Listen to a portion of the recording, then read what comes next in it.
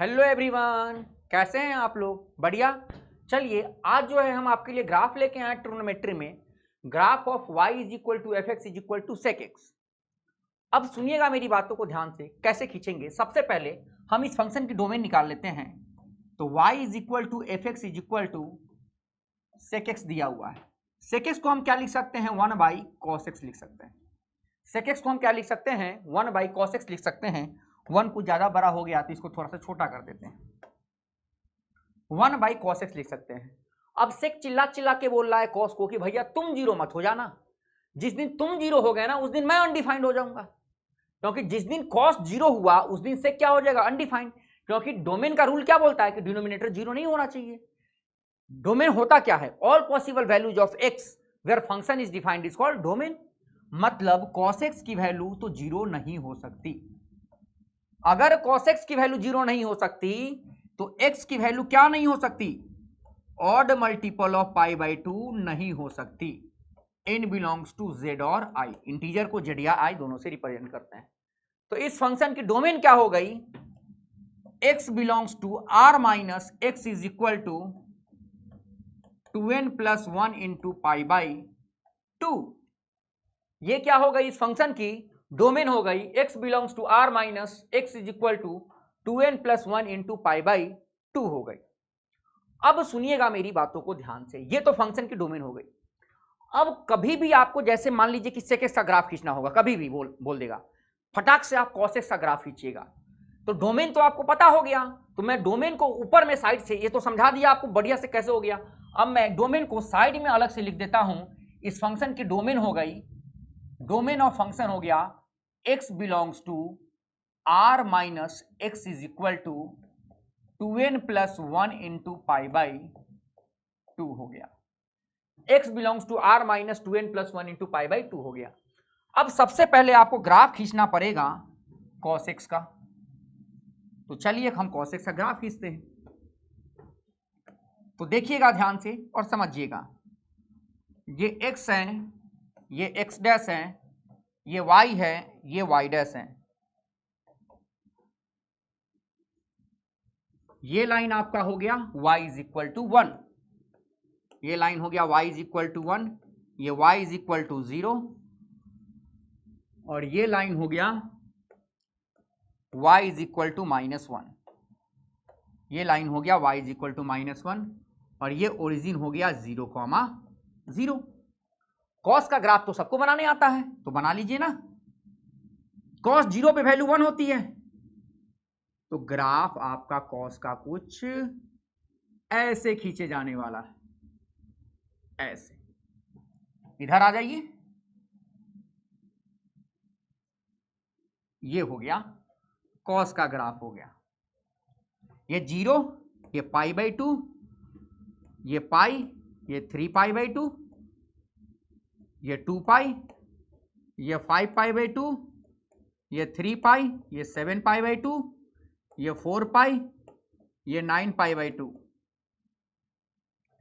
ये minus pi by 2, ये minus pi, ये -3 पाई बाई 2, ये माइनस का 2 पाई, और ये माइनस का 7 पाई बाई 2, माइनस का 5 पाई बाई 2 होगा। ये माइनस का आपका 5 पाई बाई 2 हो जाएगा, माइनस का 5 पाई।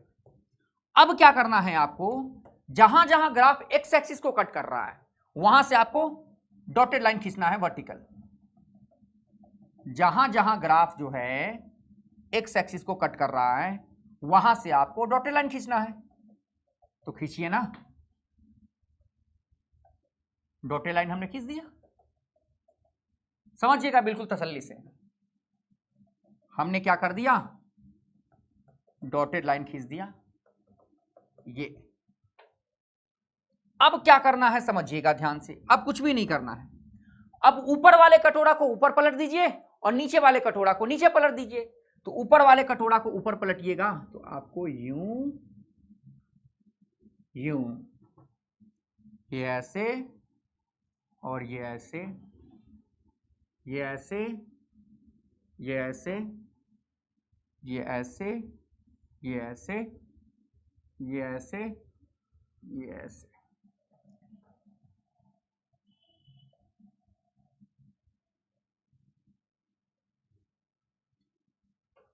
तो जो येलो वाला ग्राफ दिख रहा है आपको, जो येलो वाला ग्राफ दिख रहा है, जो येलो वाला ग्राफ दिख रहा है वो किसका ग्राफ हो गया? सेक एक्स का ग्राफ हो गया।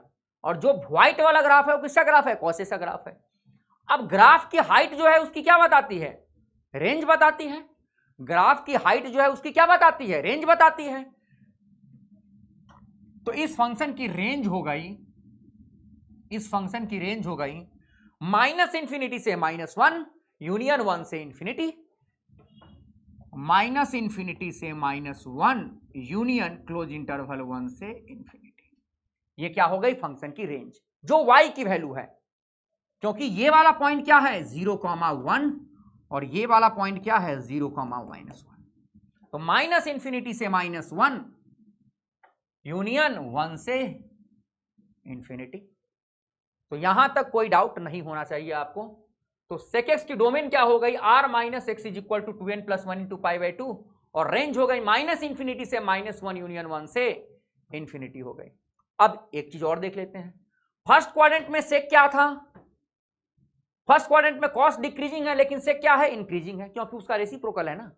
तो अगर कॉस डिक्रीजिंग है तो sec क्या है? इंक्रीजिंग है, लेकिन है दोनों पॉजिटिव। सेकेंड क्वाड्रेंट में कॉस डिक्रीजिंग है, लेकिन है क्या? निगेटिव।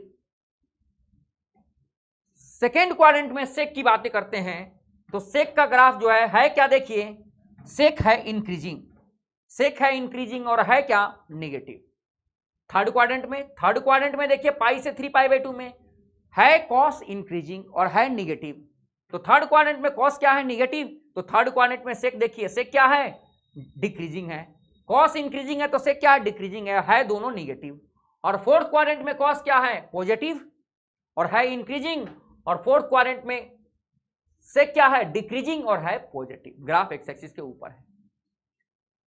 तो मेरे समझ से आपको इतनी जानकारी होनी चाहिए सेक एक्स के बारे में।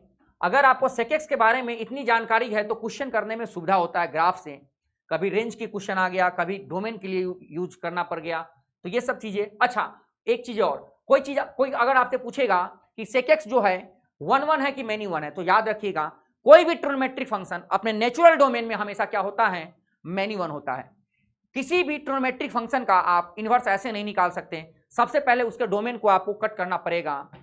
तो अभी ये फंक्शन कैसा है? सेक एक्स मैनी 1 है, तो मैनी 1 फंक्शन का इनवर्स निकलेगा क्या? नहीं निकलेगा। अच्छा, कॉस कैसा फंक्शन है? इवन। तो सेक भी कैसा फंक्शन होगा? इवन फंक्शन होगा। ठीक है, चलिए मिलते हैं अगले लेक्चर में अगले ग्राफ के साथ। अपना ध्यान रखिएगा, अपना ख्याल रखिएगा, बाय रहेगा।